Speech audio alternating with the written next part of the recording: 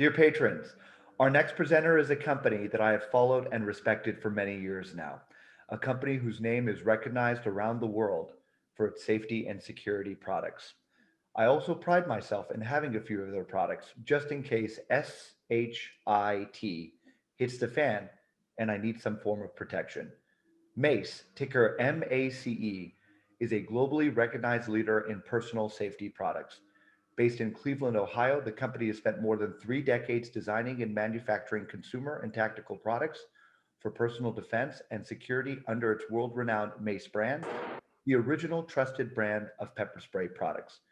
For full disclosure purposes, I can thankfully say that I've never been sprayed and I'd like to keep it that way if I can. Mace reported a record Q4 yesterday and generated 1.7 million in net income for the full calendar year. Joining us to give an overview of the company and to take questions, it is our privilege to welcome President and CEO Mr. Gary Medvedev, CFO Mr. Mike Weisbarth, and Executive Chairman Mr. Sanjay Singh. Gentlemen, thank you again for being with us today and updating our community on your progress. The floor is now yours. Thank you, Chris, and welcome everybody to the LD Micro Conference, March 31st, 2021. As Chris introduced us, I am Gary Medved. Sitting to my right is Mike Weisbarth, and dialing in remotely is our Executive Chairman, Sanjay Singh. So just a few boilerplate items here. We do trade on the OTCQX under the stock symbol MACE, M-A-C-E, and we are the original manufacturer market leader into the defense spray segment with about 40 years of developing products for this category. And we also have products under the Vigilant brand, Tornado brand, and our own Takedown brand. So our original product lineup here includes our flagship product, our pepper sprays up in the top left. We also have pepper spray guns, personal safety alarms, a wide product category of those. Pepper gel, which is another innovation from Mace Company back in 2004. We like to refer to as the stickier cousin of pepper spray. And then a line of stun devices. Recently, we refreshed our product lineup to take on more of a consumer focus, make the colors more pleasing, more attention on the retail hooks, as well as lining up with a number of accessories when people like to go out. Not everybody is living in a black and pink world, which were the two primary colors we had before launching our new neon line of blue, yellow, orange, green, and pink, and the alarms, the pepper sprays, and then some stun guns or stun devices we'll be talking about shortly. I want to talk a few minutes about the brand. Chris has mentioned we've been around for a number of decades. Well, with that, you get a lot of brand awareness. Sometimes very positive, sometimes not so positive, but nevertheless, people know the brand. We conducted we commissioned an outside company to do a third-party national consumer insight survey for us in Q1 of 2020. And these are the results that they brought back to us among male buyers, armed women, and unarmed women. As you can see, Mace clearly stands out as the #1 brand in terms of recognition and awareness amongst the consumers in this country. And again, this was a nationwide survey. So this isn't like a little pocket around our corporate headquarters here in Northeastern Ohio, but this is from one end of the country to the other end. To support that, we keep track of all the daily stats, weekly and monthly stats in terms of brand awareness and from the standpoint of how often are people searching for our brand. So as you can see here at Google, we average about 120,000 searches per month. On Amazon, which is becoming very quickly a search engine in its own right for products. And then our own mace.com site, which we measured out by just organic traffic coming in on a monthly basis. So again, you can see these are very, very high numbers, especially the mace.com. These are people that are consumers out there that typically just type in mace.com from their URL. They do no search. They don't look for anything. Just type in mace.com and come directly to our website. We'll be talking about the digital space here in a few minutes, but just to give everybody an overview of our brand awareness. As Chris had mentioned, we had a really powerful 2020, a number of items that we put into play in 2019, late 2019, and even early 2020 before the pandemic took control of the country, as well as the social unrest during the summer months. We had a number of programs in place that led to a pretty powerful year for us. In terms of sales distribution, just to give everybody an overview of how we go to market and the categories, our primary market is retail. Now, when I say retail, this is brick and mortar retail. So this can be brick and mortar sporting goods, brick and mortar national retailers, brick and mortar automotive retailers, and so forth. Private label is just that. We put somebody else's brand on the can. We produce it here, but we label it with their brand. We'll be talking about that a little bit more. The e-commerce piece is all the e-commerce sites combined. So whether it's the biggest e-commerce site out there down to the smallest, and it also includes our own mace.com. And then the last group of taking about the last 7% is a combination of international, tactical, and then other category, which could be B2B or other smaller categories. Also, to summarize, 2020 is a very choppy year, to say the least. So we start off the year, just to give everybody a reference here, this 0 point, or the blue line going through here, represents where we started the year as a 3-month average from the end of 2019 with incoming orders. Now, I'm not talking dollar volume here. This is just our starting point, what our 3-month average was. The data points on this black line going throughout this graph, each data point is a 12-day moving average. Okay, so every day we get this average, we drop off the 12th day from 12 days ago, and we add that current day to the previous 11, get a 12-day average, and we repeat every day going forward. So these averages this is a full year chart. And so when you look at this graph, you can see how up until the first lockdown, we were bopping around this line. First quarter is typically our slowest quarter. Second slowest quarter is our fourth quarter. And we roll into this quarter, coming in here, bopping up and down. And then our programs are starting to take place, of which we introduced in late 19 and early 2000, dealing with half your business in retail. They go through what they call planogram resets, and those typically take place near the end of Q1 after they drained out all their winter inventory after Christmas or after holiday inventory. Then they reset with their new planograms. We were just starting to take off when the first lockdown happened, and our incoming orders just absolutely plummeted. Again, nobody was going to retail at that point. Everybody was sheltered in place, and they started ordering bare necessities online at Amazon.com. So once the lockdown ended and we started opening up the economy again, you could see we started taking off again, building up, building up, building up. We were doing really well. And then the first weekend of social protest was a weekend after Memorial Day weekend. And you could see what happened here. It just absolutely took off. It settled down somewhat, okay, was settling into a range. And then we hit our second lockdown in the country because of the next wave of COVID coming through. So that once more drug our incoming orders down again, propped them back up. And then we kind of stayed in this pattern throughout the third quarter. And then fourth quarter, which is typically a slow quarter for us for a number of reasons. Okay, wintertime, not many people are out and about. Hiking, camping, biking, all kind of come to an end in a majority of the country because of weather. So we trail down, and then at the end of the year, when everybody's sitting on inventory at brick and mortar retail, they hold back, but then right after the holidays, they start picking up. So I can't show you what's happening in quarter one, but anyhow, that was our quarter over quarter, I should say our 12-month line last year. So first quarter out here, second quarter had a lot of choppiness, first the tank and then an increase, third quarter in here, and then fourth quarter back here. So it kind of gives everybody just an idea of the incoming order pattern. What drives our revenue? First and foremost, and I think we can all attest to this over the last year or so, fear and uncertainty. Okay, COVID-related social behavior, people, either out and about or not out and about. And what we saw last summer, a lot of people getting outdoors, going camping, biking, witnessed by the RV sales and the bike sales last year. Other uncertainty is stemming around the trials, one taking place up in Minnesota right now, other trials coming down the road this year in Wisconsin, Georgia, and Kentucky. Any type of social unrest will lead to a lot of fear and anxiety. And then increasing crime rates, which are usually tied to unemployment. And with unemployment rising during the pandemic, crime rates increase as well. Another main category of drivers is consumer spending, okay, based on their confidence.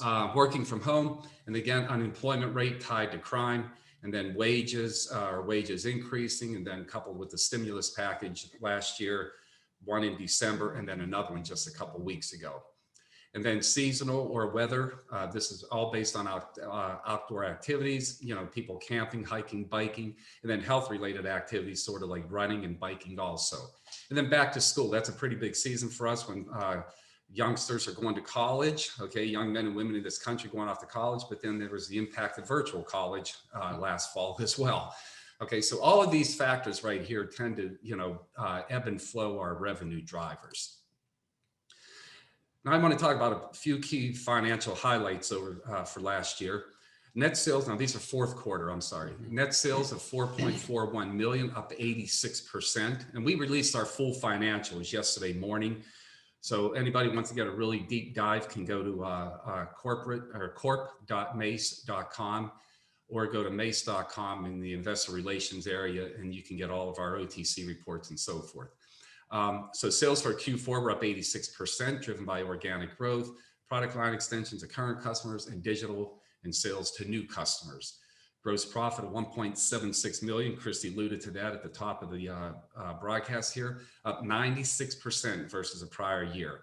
And net income of 446,000 was an increase of 523,000 over fourth quarter 2019. To run a comparison here for, again, just Q4 alone, the blue is quarter 4 of 19, the tan is quarter 4 of 2020. You can see we're up 86% in revenue.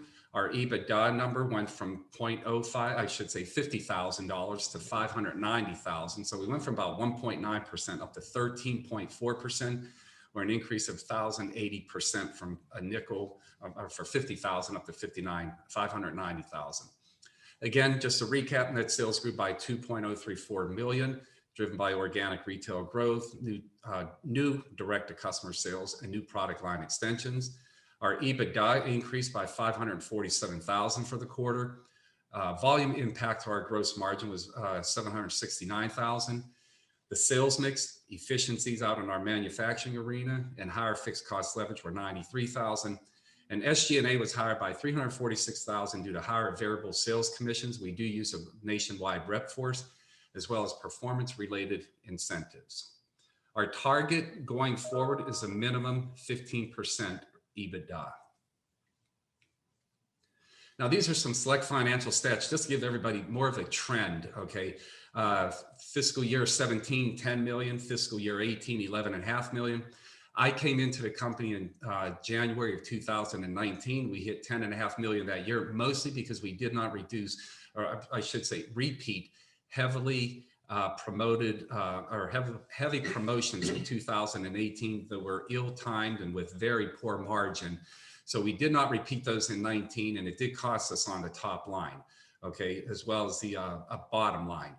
Fiscal year 19 ended with about a $1.2 million loss. And then in 20, our sales were 15.4 million, a 47% increase. EBITDA was 2.3 million. So if you look at the block of information on the right here, you can see quarter by quarter what happened to our sales number, up 3%, 16%, 94, 86%. And then our EBITDA number from 200,000 to 600,000, 800,000, and then 600,000 and Q4. Okay, so all in all, a very strong quarter. Look at some of the treasury numbers down here, second, third, and fourth quarter. Our cash, we ended the year about 800,000, debt about 900,000, and one of our goals is become debt-free here going forward. It's a very strong goal of ours. Days sales outstanding, 71. Days sales of inventory sitting at 99. Our enterprise value at 25.2. And operating cash flow to assets about 2% in quarter 4. Now going forward, which I'm sure is important for everybody, okay, we had a great year, so what are we doing going forward? Well, first and foremost, I can tell you that nobody in this company is resting on our laurels of what happened in 2020. We take nothing for granted. We have our foot on the gas, the pedals to the metal. We're going hard on every category. We'll be talking about each one here in a few minutes, but I did want to make the point to everybody. We strongly expect and are committed to carrying forward these improvements from last year through this year, in addition to going forward after 2021. So give everybody a snapshot on the retail front. We had a 6-piece clip strip that we added in September of last year in about 900 stores of a national retailer. They agreed because of the overwhelming success of this. They've expanded to 2,700 locations, and we just started shipping this about 3 weeks ago from our facility here. In addition, we landed 2 new national retailers. We will be shipping them products sometime in late second quarter this year, early third quarter. So we're not recognizing any revenue from those folks yet. We are, as I mentioned, have our foot on the gas. We are constantly doing category review presentations to multiple new retailers. There's a bunch of them out there, and Mace should be hanging on a hook in every one of those locations. We have a long hit list. We call it our retail heat map. It gets a lot of attention every week in executive meetings, and this is a strong area of growth for us. The one thing that's nice about going to these retailers is linking the powerful Mace brand with new product development introduction. So a lot of these category managers and buyers are seeing stuff that the public hasn't seen yet, just to show them the innovation that we're working on. Our overall goal, and I stated this a number of presentations in the past, is to develop a personal safety category at the retail level, because currently none exist. The digital update. Digital sales continue growing at triple-digit rate on a percentage basis for the third quarter in a row in Q4. Our short-term goal was 25% of our revenue. And our key initiatives that we have going on right now is SEO, strong in the SEO side. We've partnered with a group on the outside. There's a lot of work that we're doing here to make sure that we remain top of search, get top of search, and remain top of search. Consistent content introduction. We hired a content writer about 3 months ago, came in pocket with a very strong journalism background, and all he's doing is writing content for us. We have a number of aggressive campaigns that we've taken part in previously. We're going to continue even more of those, more aggressive going forward through 2021. And new products, as we launch new products, they will be launched exclusively at mace.com. And the nice thing about this is we get instant feedback from customers, number one. We know their demographic, number two, and it serves as a feeder program for brick and mortar retail. So after 6 or 9 months on mace.com, we have stats, we know who's buying. Now when we do a category review of brick and mortar retail, we can say, here's who's buying this product and here's how popular it is on our website. I want to talk about the sales distribution. This is a chart I showed in the beginning of the presentation. This is 2019 now, not 2020. When I came to the company, retail was 48%, private label was 27%, e-commerce was 14%, and then the other category made up of 11%. 2020, this is what that chart looked like. So you can see that there is strong rotation, okay, from private label, which was originally sitting at 27% in 2019, was 22% in 2020, okay? And e-commerce has gone from 14 to 19%, while retail also grew. Q1 of this year, okay, further, okay, retail is up to 56%, but more importantly, e-commerce is now 23%. So keep in mind that these pies are getting larger as time goes on, but the slice of e-commerce is getting larger as well. So you look at this chart here, the pink, the tannish brown or orange color, and the blue, this is all Mace branded product. Okay, that is where our focus is going forward. And as you can see, that chunk is only going to get larger and larger as we go forward. Our new product process, I've shown this a number of times. I won't spend too much time on it. But basically, people exist in 3 areas in their lives: their home, professionally, or their social sphere. We're taking information from each one of those and the consumer insight surveys that we've done, marrying it up with new product development in-house that feeds this overall 2x2 matrix on the right side here. New customers, existing customers, or new products and existing products. I don't have to tell anybody here, the true home run here is the new products, these top 2 categories, either to existing or new customers. This is the money game going forward right here. And once again, tying Mace brand with new product introduction. One of the items we recently introduced just a few weeks back is our Palm Stun device. Small unit, you can check these out online, but as I mentioned before, available only at mace.com, okay? Number two, we now have our own Guard Alaska Bear Spray.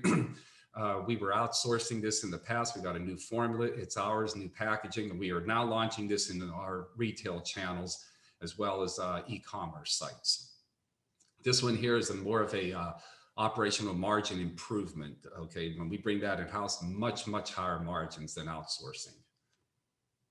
Growth plan going forward. These are what we refer to as our 4 pillars in-house.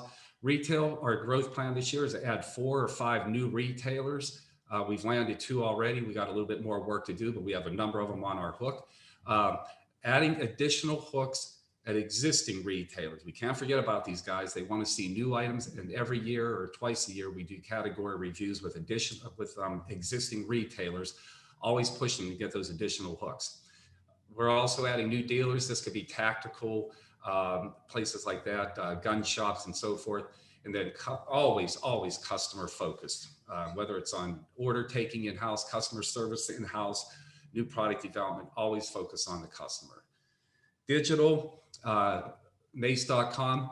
We do a fair amount of work on Amazon, okay, a fair amount of business with Amazon, but as we go forward, we're gonna be focusing more and more on Seller Central, where we can control the selling price as well as the margins.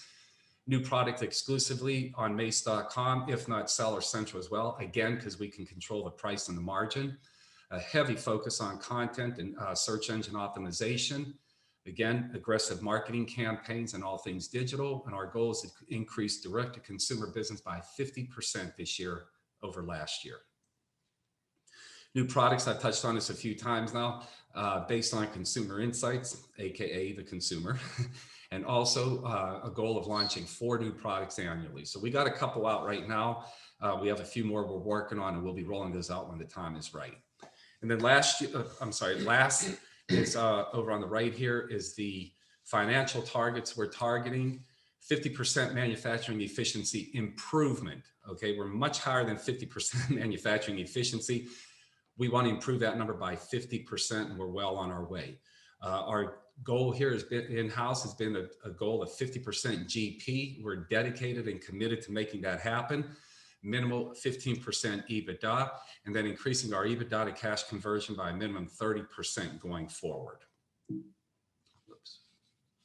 Don't know why that did like that. Full transparency, we like to offer up a SWOT analysis just to keep everybody out there aware. We do recognize there are some strengths we have and some weaknesses, but we also have opportunities and some threats. On the strength side, recognize brand name. We've talked about that. Innovation, strong EBITDA margins now. We want to continue those. We do have a heavy net operating loss carry forward. I'll talk about that in another couple slides.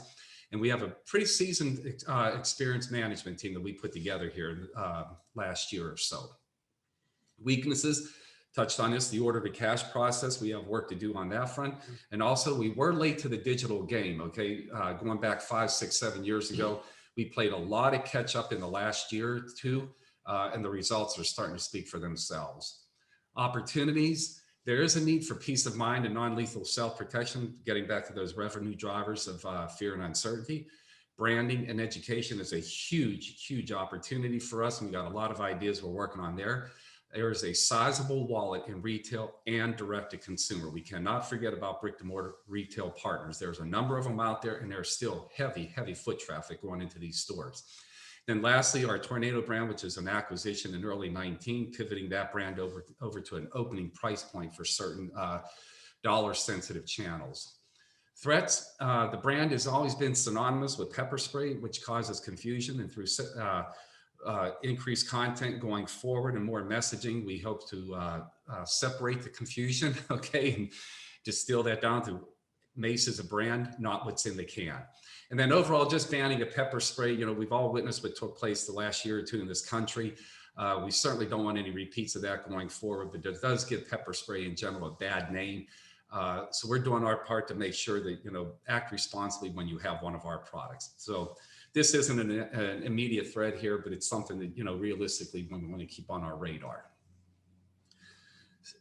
On the financial side, our investment thesis, we are a market leader in brand awareness without a doubt. It remains a favorable climate for non-lethal personal safety and security products. We have a pretty conservative balance sheet, low capital intensity, access to capital markets. We have lowered our break-even point substantially, which allows future revenue increases to fall right to the bottom line. And as a publicly traded company with an independent board of directors, there's transparency in our governance and public reporting. To give a snapshot of our capital, this is as of the end of Q4 2020. So short term, about 226,000 in term debt, 483 sitting on the balance sheet in the PPP loan, which we fully expect all of that to go away. And long term, about 58,000 in term debt and 139 on the PPP loan. Total short and term, long term debt is about 906,000 with almost 800,000 cash on hand at the end of the year. Very favorable interest rates, either fixed at 1% and LIBOR plus 2%. And all are any are prepayable without penalty, which is always good. And then some additional insight, I mentioned the net operating loss. We have about 51 million as at the end of the year in tax NOL carryovers, which represents about 80 cents per share of gross NOL, and only about 5 million of that expiring by the end of next year. Additional opportunities to monetize NOLs include licenses, royalties, strategic partnerships for tax shield. And again, mentioning just that we follow transparent public reporting and strong governance through a diverse, independent, and annually elected board of directors. So to summarize here, position for growth. These are our key priorities. We try to update these every few months for presentations such as this. Short term and long term and midterm, always employee safety and our corporate culture are paramount. For the short term, as I mentioned, landing 4 or 5 new retailers this year, increase our direct to consumer by 50%, launching 2 more new products this year, and then increase the EBITDA to cash conversion by a minimum of 30%. And then going forward, starting to look at, reducing our process steps. And when I say process, this isn't just on the manufacturing floor. This is everything from the time an order comes in-house until it ships, driving a minimum 50% gross profit margin, launching 2 additional new products, and then licensing deals. And then on the long term, evaluate acquisitions. Doesn't mean necessarily we'll be doing them, but once we have our tailwinds behind us here and we got a lot of things working like textbook, it'll give us a chance to open up and start taking a look at some acquisition opportunities. Automation of order to cash process, international markets could be a driver for us. A lot of them are still experiencing some COVID related shutdowns. So the markets, they're about flat 2020 over 2019, but they still do have a lot of shutdowns. And then we're targeting long-term, a minimum 20% or more EBITDA. So thank you everyone for your interest in MACE. I greatly appreciate it. And I think, I don't know if we're just about out of time. I'll have to convert back to Chris here and he can tell us what's next. Excellent presentation, you guys. No, you have plenty of time, but we also have a lot of questions. So without any interruption, let's begin. And for everyone who wants to submit a question, you guys can use the Q&A function in the Zoom app. So it's right below my finger, somewhere around my finger. Or if you're old-fashioned like me, you can email me at chris@ldmicro.com and I will ultimately disclose it.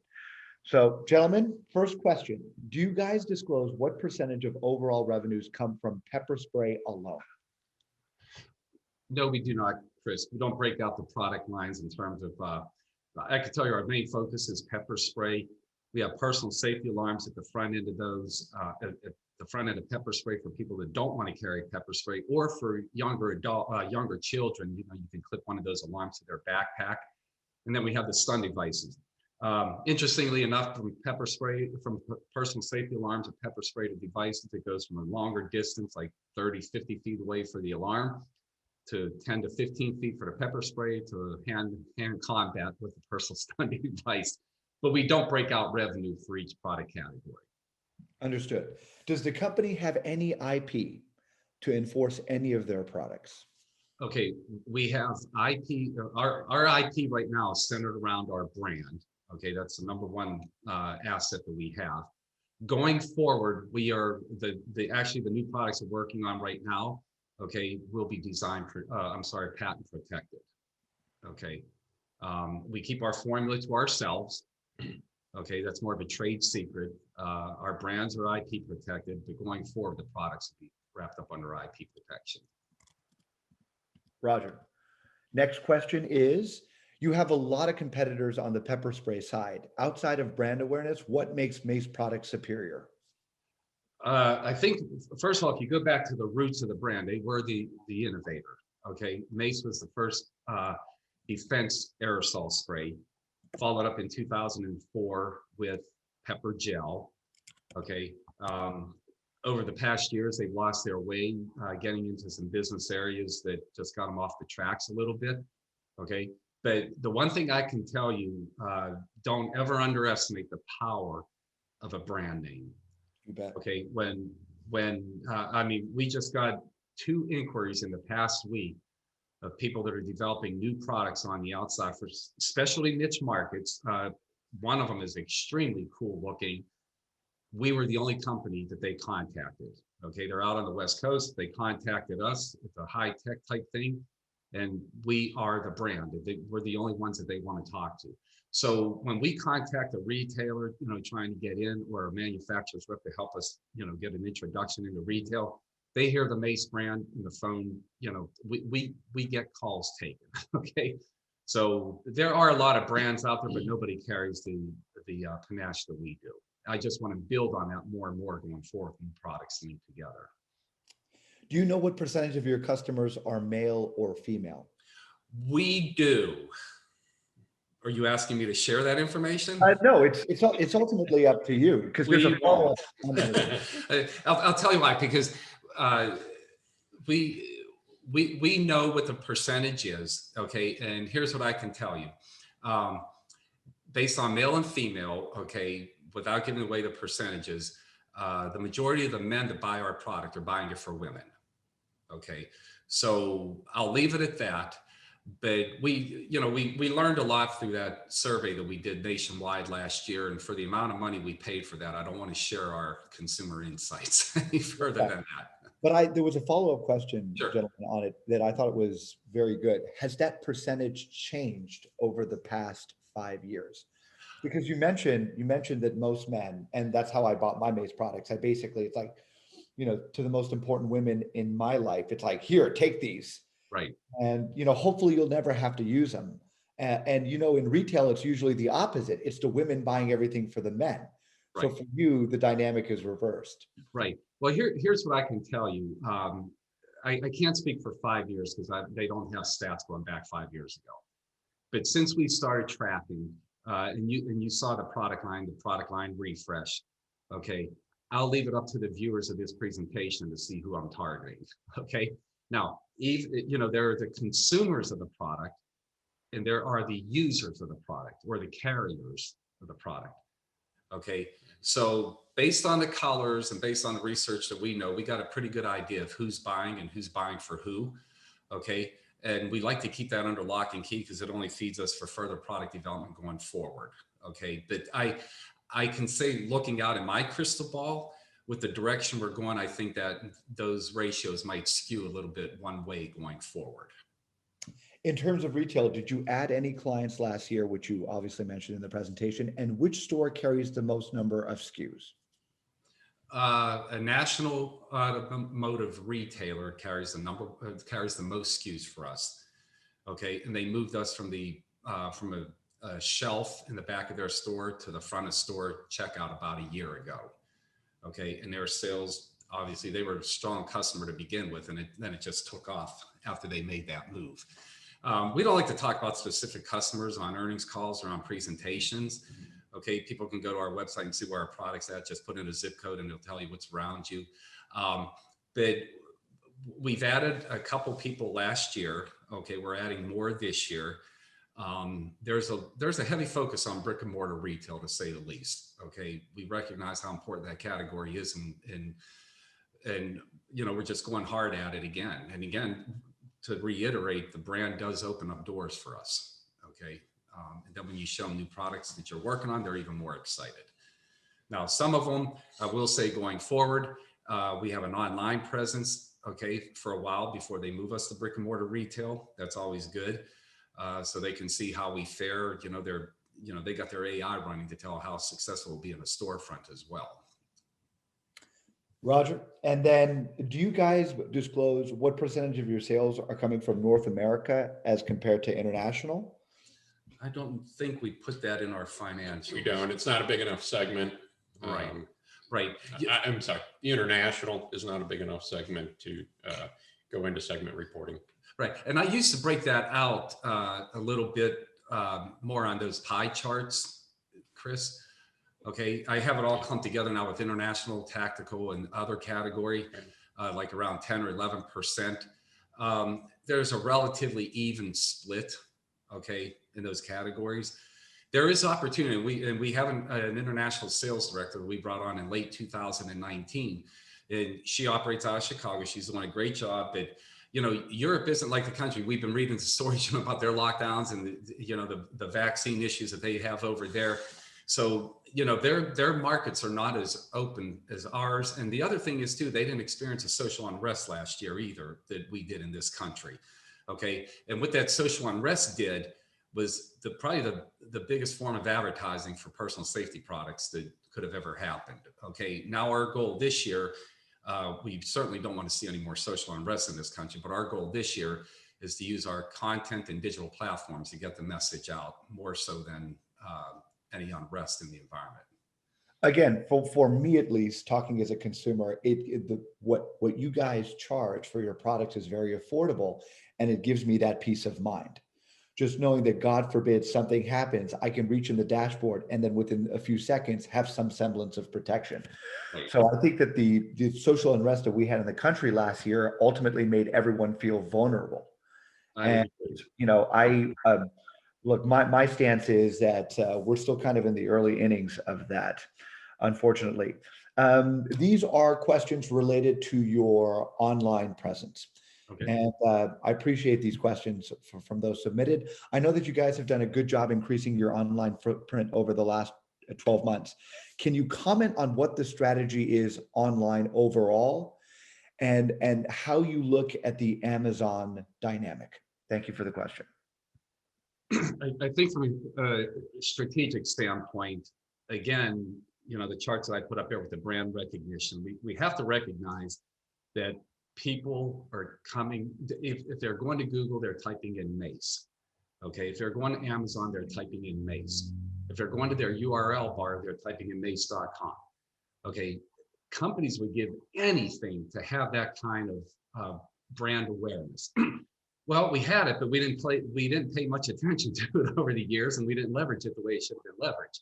So what we needed to do, as a digital strategy, was to get out there, because our brand, quite honestly, was being hijacked by other brands. Okay, they were using our name and our metadata, I would have done the same thing had I been in their shoes.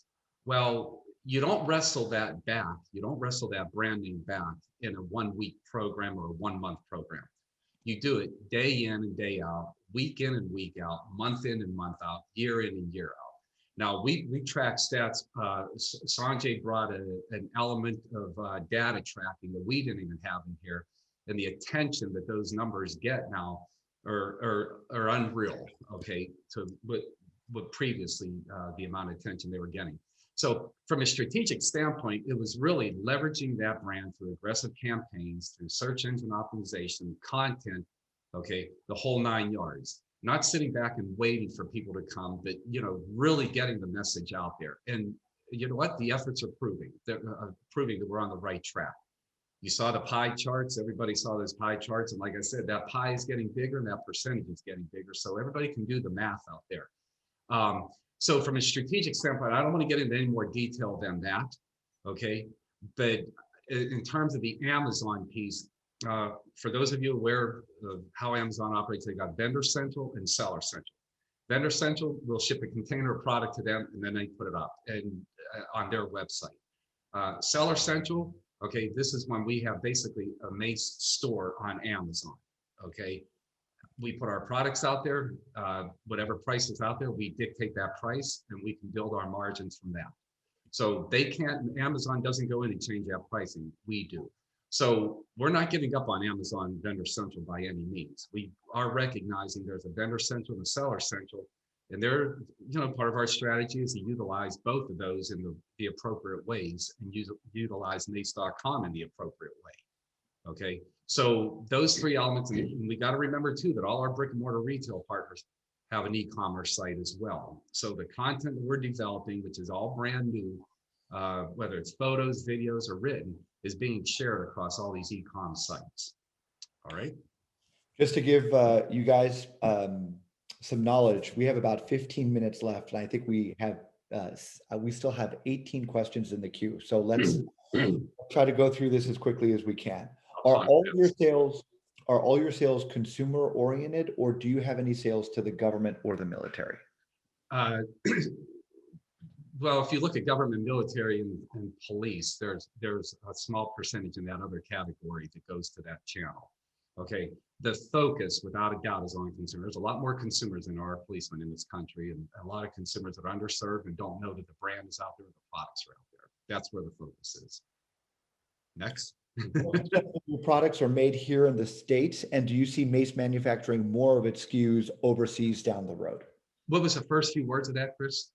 Oh, what percentage of your products are made right here in the US? Oh, the overwhelming majority, the high majority.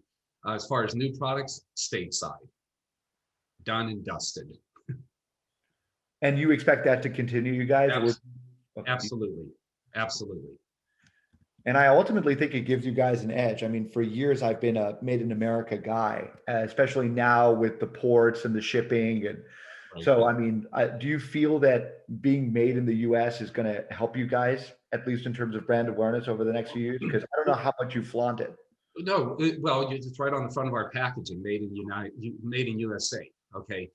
So flaunt, to the extent of flaunting, we put it on our packaging, made in USA. Listen, the domestic sourcing versus international, any manufacturer out there is going to want to retain control. Okay. We're going to be kicking into the new product development engine here, and that control. We have a number of manufacturers around the Cleveland area that can help us on different areas of new product design, whether it's injection molding, stamping, doesn't matter, heat treating, doesn't matter. There's a huge manufacturing base around here. So, we're vertically integrated to the point that we need to be. Then we leave a lot of expertise to others outside the company. But I see no reason to go international with new product development or new products in the future. And I commend you guys for it. I think it's a big deal, and it's only going to become more significant over time. Absolutely. Domestically made products. So kudos to you. Okay, on the product side, the new stun guns, how do they work, and what have initial sales looked like? How do they work? Yeah, I think you kind of put it on your finger, and then you press the button with your finger. Yeah. Okay, so here's one. Let me see if okay, can people see this? Yes. This is one of our prototypes. The new ones have the Mace brand molded in. This was a tag that we put on it. Okay. So you can carry it like this, runner, just, in and out of a grocery store at night, or whatever. If you need it, there's a black switch on the side. You slide that up and it lights up. Awesome. Activate it. There's a red button right in here. Okay. So you put this on, you turn it on. Hell yeah. I'm telling you, I got to be careful to go to the Trader Joe's in Danville. That lady might come and try to take my cart. So I have to kind of, maybe left hook her. So what is it like? Is it like one of those things where it's just like a stun gun where you have to kind of hold it for a second or two? Yeah, just a second or two. And this gets back to the personal safety alarms are a distant thing. Okay. Pepper spray is more like 10 to 15 foot range. And then you have the stun gun, which is like hand to hand. So like my esteemed colleague here has volunteered himself to be zapped on fire. No, don't do that. They hurt, man. You'll see me drop. So anyhow, all you have to do, if people don't know you're even holding it, just put it on the neck. And it's instantaneous. Okay, let me tell you, because I accidentally zapped myself with one of these a year ago, and it's a feeler. You know it. Oh, it's raw, man. I don't like it. And I will kind of put it to you this way. Maybe you guys can have something with internal management where if gross margins go down, you can get 2 zaps on one guy. Sanjay's still listening. Let's move on. No, don't do it, Sanjay. Okay. So I think you may not address this, but what is the top selling SKU that you guys have? I think for proprietary reasons, we cannot ask that question. No, the only thing I can tell you is a pepper spray. I'll Got leave it at that. And I think everybody out there would probably assume as much. Okay, so I'm not talking out of turn here. No, not at all. Is most of your revenue growth coming from new products or just strong sales from your existing product lines? Good question. It's in terms of overall revenue increase, okay, is existing product line, okay, but new products have a ramp up period, right? Okay, so no matter where you go with it, and we chose to put it on our website first. Okay, we don't have to wait for category review, so the timing of new products doesn't always have to coincide with a category review. Okay, if we have one ready to go, they're going to see it. If we don't, we put it on our website. Okay, so we have a new product line extension we'll be announcing here in the next, I think, week or two. We're waiting for a couple other components to come in. We'll be launching that on our website. And again, as we come out with these instantaneously, we can put them on our website and see how well they're selling. Okay. Number two, collect that demographic information, which is pure gold when we go in and talk to a category buyer at retail and say, here, females in this age bracket are buying this product, okay? Or men in this age bracket are buying this product, okay? So, serving up new products online is going to give us a lot of insight that we don't get from brick and mortar retail because they do not share that data with us, okay? So. And this is a financial question. In terms of gross margin, how much more improvement do you think you guys will have on a hypothetical 25 million in sales? Well, you saw the target we put out there, 50%. Okay, that's our target. And doesn't mean when we hit 50, the show's over and we're going home. Okay, there's going to be more gift to be got at 50%. And I've worked in lean lean initiatives and other manufacturing companies. There's always more water to wring out of the rag. Okay. And so our goal here is to control our costs while just exploding the top line of revenue. And we're working on a number of initiatives down on the floor. We got 4 of them right now that we're working on just to improve our manufacturing efficiency numbers. Okay. So stay tuned. So this is from the chat section of the site. Most of your debt was a PPP loan. When did or will the company apply for forgiveness of this loan, and what amount of forgiveness was applied for? We're going to be applying for that in the second quarter here. Our bank just opened up the site to do that. It's just towards the end of the first quarter, so we're doing that in Q2. A very famous microcap investor asks, is there any consideration being given to a NASDAQ listing in the future, or do you feel the cost savings from an OTC listing offset the potential increase in visibility and institutional holders who cannot buy OTC stocks? Internally, we've had the conversation. I could say, and we mentioned it in earnings calls before, it's on our radar, Chris, okay? But to that point, it's got to be right for us. The timing's got to be right for us. We're still in the middle of a major turnaround here from years gone by. And I think in-house, especially the executive team, we have a strong sense of self-awareness, okay, for the company as well as each of us. We all recognize there's more work to do. And we want to see, overall, we just want to see a much longer trend of quarter over quarter, year over year, and then make that determination down the road. So there's no rush to do it right now. It's on our radar. It's on our list of things to look at down the road as much as acquisitions are. But again, it's got to be right. We got to be smart about it. Okay. Even when it happens. I think you guys can afford to be patient. And on that, there was a question. If this was a baseball game, what inning would you be in terms of overall growth? Overall growth? Well, Sanjay and I were on a call with you right now. Would say we're probably just leaving the top of the first inning to go to the bottom of the first inning.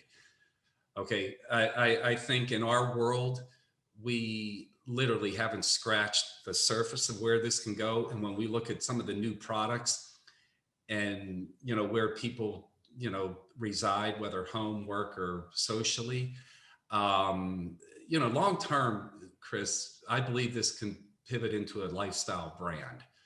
Okay, we have the legacy brand, so we can check that box, but it's going to come down to knowing our consumer better than anybody else and developing products for those consumers. Okay, and I think when we look at the channels that we can get into, when I look at the digital space, the new products we're looking at, and I put on that one slide this, the wallet size of not only brick and mortar retail but digital is massive out there, massive. You bet.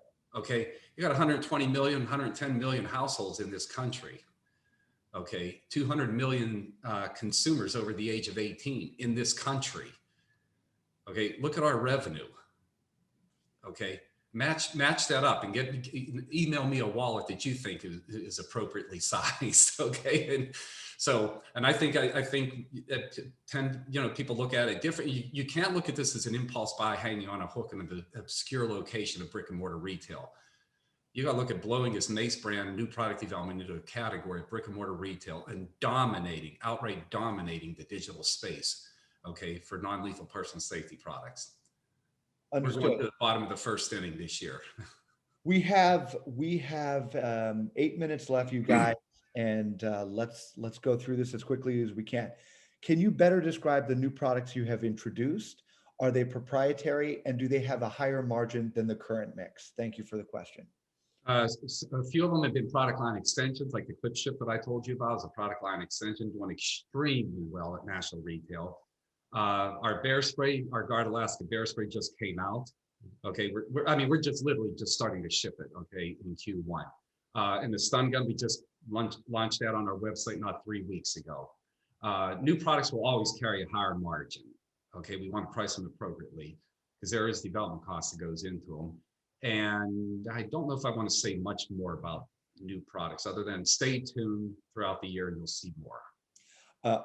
A retail guru asks, what prompted the large auto parts retail customer you referenced to move MACE to the checkout counter and to the point of sale? Did you have to pay for display? And were the margins on those sales significantly lower than your house average? Thank you for the question. Good question. Okay, first, in 2019, our VP of Sales and Marketing and I visited their corporate headquarters, made a pitch to them, and really identified the huge opportunity that they were missing by having the products in the back of the store, where it was more of it's an impulse buy at brick and mortar retail, right? There are some people that go to brick and mortar retail to buy pepper spray, but the huge volume is impulse. We had the brand. They were getting really nice margins, and we are too. Okay.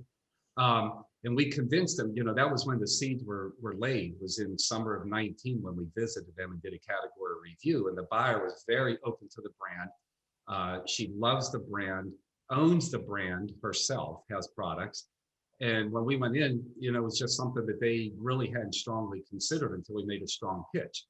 Well, fast forward to February, March last year, we get a new sales director that comes in who is all things sales. I mean, the guy only has, I think he lives for one reason, for sales. Okay, he is a pure salesman, and he closed the deal with that national automotive retailer. You do pay for placement when you get into retail. There's no doubt about that, but it is a one-time hit. You pay it. It didn't even touch our margins for what we had to pay. And the products that are going in there, and they are adding 2 more products here in, I believe, August or September, a couple more hooks. Okay. And we're still getting our great margins, and they're going to even get their great margins. So you don't have to give this stuff away when you have a brand. We have the 5-minute mark. We still have 11 questions, so let's shoot. What do your products have expiration dates, and what is a good way to think about reoccurring purchases? Great question, Sam. Okay. The first part, 3 to 4 years. And one of the things we're working on is just that part of the second question. I'm not going to get into detail. Okay. Mohammed, thank you for the question. And I think we kind of addressed this. Do you see MACE selling to markets, countries outside of US, or other products available there? We already do sell outside the US, but like in Canada, you can't sell pepper spray. You can sell bear spray, but not pepper spray. Okay. China, you can only sell pepper spray to the police, not to the consumer. So that's the landscape that has to be navigated. Okay, is which countries even allow which products. Got it. Ken asks, please go through the level of insider stock ownership at Mace. Too long of a question for me to answer here. Have Ken email me. He can find me on our website. You got it. Let's see. I'm going through these. You know, we do not disclose to retailers. And you guys already answered that question. International, the questions keep coming are international in nature. I mean, what's kind of your mindset? I mean, how do you see that ultimately evolving in the next few years for you guys? Like, which countries are you going to decide, you know, how are you going to decide which countries to go to first? Okay, we're going to every country that we can. Okay, let me regress. The sales director that I brought in late 2019, I've worked with in the past in the previous company. Okay, she knows the international landscape better than most, and she has a lot of countries in her hopper. But we're building out a master distributor program. Okay, not we're gonna have 10 distributors in one country. We want one distributor in a country, unless it's a super large country, then we'll have two. That's the strategy. Okay, the only thing that has impeded our progress over the last year and a half has been the world being shut down because of COVID. You know, and as we all know, the United States is ahead of most countries in terms of vaccinations and so forth. You go to Europe, they had that big cluster the last month or so, AstraZeneca, you know, and the data that they released, and that impacted their progress over there. You know, we sell product. We have a number of distributors in Europe, okay? And when the countries are locked down, guess what? They don't need as much product in Europe. Doesn't mean that we don't have our foot on the pedal. And I have a 1 hour call with our sales director every Friday afternoon to go over every customer that she's working on. Okay, so we have our own heat map for international that's getting a lot of attention. For all those whose questions I could not get answered, I apologize. Email me at chris@ldmicro.com and I'll make sure that they get answered either today or by the end of the week. I try to talk fast. No. You did a great job. So I have two questions, you guys. This is my favorite part. Okay. I'm going to go hiking soon and I'm not looking forward to it. This bear repellent that you have, okay. How far does it shoot? Okay. And how accurate do you have to be? Because I'm pretty sure that anyone who pulls that trigger is going to be mortified. And can you use it on humans as well? So those are my kind of questions on the bear repellent. Okay, the bear spray. Send me a ship to address. I'll send you a New Guard, Alaska. Compliment having us on your show or your conference. In terms of distance, you'll get about 25, 30 feet. Okay. The material and it's intended to come out as a fog more than a laser-like stream. And believe me, the fog is what you want coming out of it. So as it comes out, it tends to go out like that. Okay. Which is good. Bears do not need a whole lot of this stuff because, as you know, most animals, okay, they see with their nose. And what I would recommend to you, if you come across the bear, okay, don't empty the whole can. Point it towards them and squirt for about a second or two, like shh, and then stop. Yeah. See what happens to the bear. If he gets closer, shh, and then stop. At some point, he's going to he will not cross a point of no return. Okay, it will deter him. In terms of using it on humans, you know, the stuff is hotter. You can use it, but here's the problem with humans and bear spray. To get that stuff to go 25, 30 feet, it's under an extreme amount of pressure. If you use our pepper spray within 5 or 6 feet of a human being and spray their face, they're going to burn for about 45 minutes to an hour, but they're going to live. You unleash pepper spray at 5 feet at that pressure, you could do some cornea damage. Okay, understood. So we don't recommend using it on human beings. Last question for all the patrons tuning in. One personal safety tip that you guys have lived your lives by. Lived our lives by? Yeah, just one thing that you guys do. Be prepared. I think that's a good Unless Sanjay and Mike want to add something. That's the mantra. Yeah. Be prepared. No matter where you are, be prepared. Period. Where can people find out more about the company? Mace.com, and then scroll down you'll see all our products there, and then scroll down on investor relations. It's at the bottom, one of the links there. It'll take you to our page, and you can see some further transcripts, videos about past presentations where we talk in more detail, earnings call transcripts, and so forth. Gentlemen, thank you again for your time today. For anyone who has any questions, make sure to email me, and I will see you guys on the other side. You be well. Thanks, Chris, for having us. Thank you. Bye-bye. Bye-bye. Thank you, everyone.